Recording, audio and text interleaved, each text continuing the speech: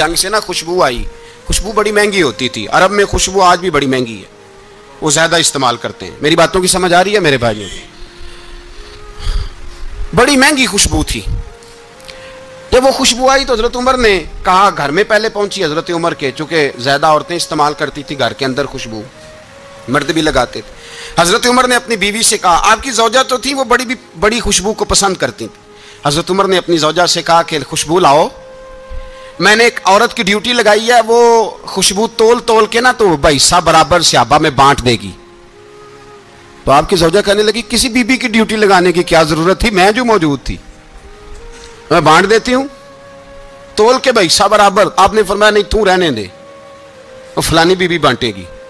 हुजूर मैंने भी बांटनी है, मेरे पे कुछ हक है?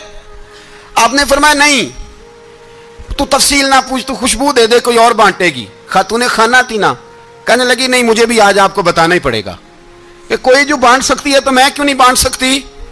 ज़ौजा कहती उमर ने बात की तो मेरी चीखें निकल गई।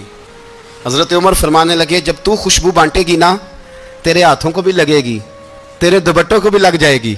अगर रब करीम ने मुझसे सवाल पूछा कि उमर खुशबू तो मुसलमानों की थी, तेरी बीवी के दुपट्टे को क्यों लग गई, तो मैं अल्लाह के हुजूर क्या जवाब दूंगा?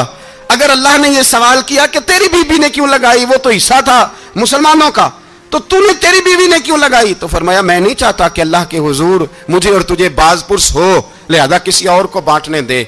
ज़ौजा रोई और तड़प के कहने लगी, उमर मुझे लगता है सुबह कयामत भी तेरी बीवी होने की वजह से अल्लाह मुझे जन्नत अता फरमा देगा, तेरी ज़ौजा होने की बरकत से। भाई ये मेयार रखा, खुदा की कसम ऐसा शख्स तारीख में दोबारा नहीं आया।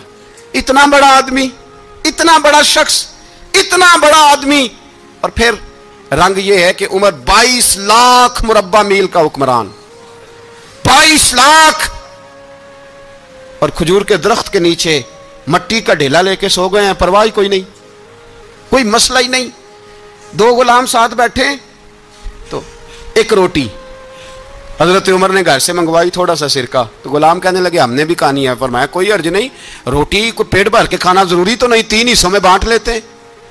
एक आदमी आया हुआ था मिस्र का रहने वाला, मिलने के लिए, उसने पूछा उमर किधर है, तो कहा वो उधर जाओ मस्जिद में बैठे होंगे, और वापस आया तो कहने लगा वहां तो 3 गुलाम बैठे हैं, एक रोटी बांट बांट के खा रहे हैं, लगता है कई दिनों से रोटी नहीं मिली।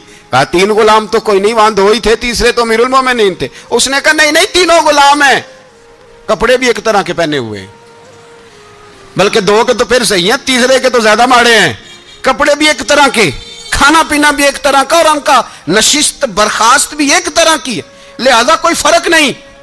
हजरत अबू हुरैरा कहते हैं मैं लेके आया, और जनाब उमर को जब मैंने कच्ची जमीन में तामत समेट बैठे देखा तो मैं रो पड़ा। मैंने उस मिस्र से आने वाले को कहा तू इसके जलवे देख, अगर इसकी जात में इतना हुस्न है तो मोहम्मद अरबी का मकाम क्या होगा। ये मकाम गौर है, मकाम गौर।